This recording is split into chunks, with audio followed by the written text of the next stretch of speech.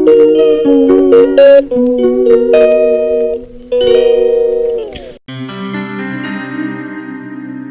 করে তোকে বলবো তুই কে আমার, আয়না সাথে চলবো। হচ্ছে শিঙি মাছ। শিঙি মাছটাকে আগে থেকে আমি বাজার থেকে কাটিয়ে নিয়ে এসছে ওর বাবা। আর শিঙি মাছটাকে আমি ভালোভাবে গরম জলে পরিষ্কার করে নিয়েছি, তারপর নুন হলুদ মাখিয়ে নিলাম। তো মাখানোর পর কড়াইতে একটু নুন দিয়ে ভালো করে গরম করে নিলাম যাতে মাছটা না লেগে যায়। একটু সর্ষের তেলও দিয়ে নিলাম। এবারে আমি এক এক করে মাছগুলোকে ভেজে নেব। মাছ কটাকে এক এক করে ভেজে নেব। তো ভাজার পর ভাজতে ভাজতে এগুলো খুব ফোটে, তো এর জন্য থালা দিয়ে ঢেকে দিতে হবে যাতে না ফুটে চোখে মুখে না চলে আসে। এইভাবে দুটো দুটো করে ভেজে নিয়েছি আমি, আর ঢেকেও দিচ্ছি। ভয়ও পাচ্ছি, আমার হাতে তো প্রায় ফোসকায় পড়ে গেছে এমনভাবে তেল পড়েছে বলে। তো যাই হোক, তোমরা সাবধানে করো, এই শিঙি মাছটা খুবই ফোটে। এইভাবে ভাজা হয়ে গেল, কমপ্লিট হয়ে গেল আমার শিঙি মাছ ভাজা। তারপরে আমি কড়াইতে এক এক করে কাঁচকলা আর আলু ভেজে নেব খুব ভালো করে। আগে থেকে কেটে রাখা কাঁচকলা লম্বা লম্বা করে পিস পিস করে নিয়েছি, ভালো করে ভেজে নিয়েছি। এবারে ভাজার পর আমি আস্তে আস্তে এই যে দেখো আলুটাও দিয়ে দিয়েছি, দেখতে পেয়েছো তোমরা। ভাজা প্রায় হয়েই গেল কাঁচকলা আর আলু। তো দারুণ খেতে লাগে কাঁচকলা দিয়ে আলু দিয়ে শিঙি মাছের ঝোলও বাম্পার, ফাটাফাটি খেতে লাগে। তো ভাজা কমপ্লিট তো দেখতে পেলে। তারপরে আমি কড়াইতে দিয়ে দিলাম মেথি ফোড়ন, তার মধ্যে তেজপাতা, এর মধ্যে দিয়ে দেবো দারচিনি, লবঙ্গ, এলাচ, তিনটেকে ভালো করে ফোড়ন দিয়ে দিলাম। তার মধ্যে এর মধ্যে দিয়ে দিচ্ছি আদা বাটা, জিরে বাটা, নুন, হলুদ, লঙ্কার গুঁড়ো, ভালো করে জল দিয়ে আগে থেকে মিক্স করে রেখেছিলাম। সেটাকে আমি কষাবো এবারে ভালো করে। এগুলো দেওয়ার পর ভালো করে আমি এটাকে কষিয়ে নেব। এর মধ্যে আমি তো কিছুটা পরিমাণ একটু সসও দেবো। এই যে সসটা দিলে কি কালারটা খুব সুন্দর হয়, তো খেতেও টেস্টি লাগে। ভালো করে কষিয়ে নিচ্ছি এটাকে।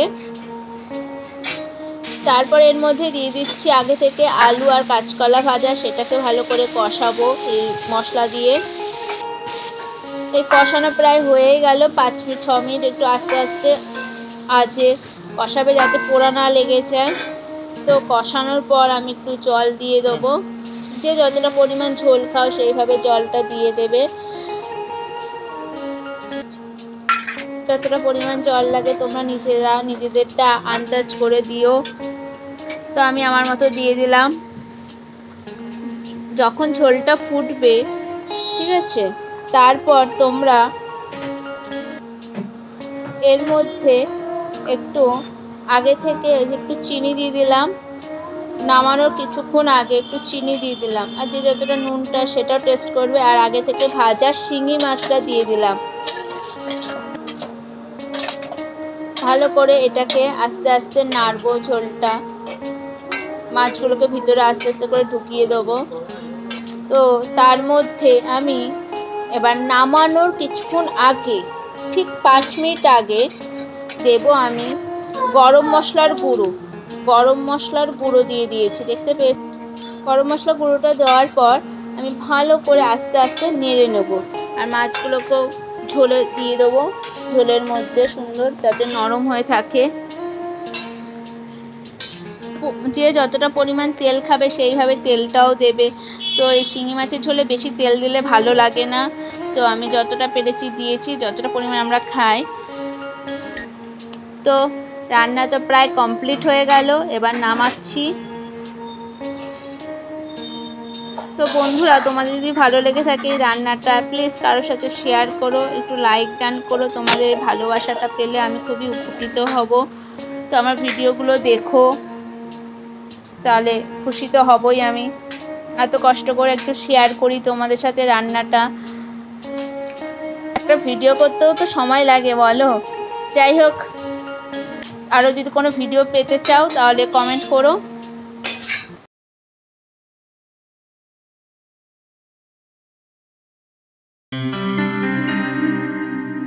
কি করে তোকে বলবো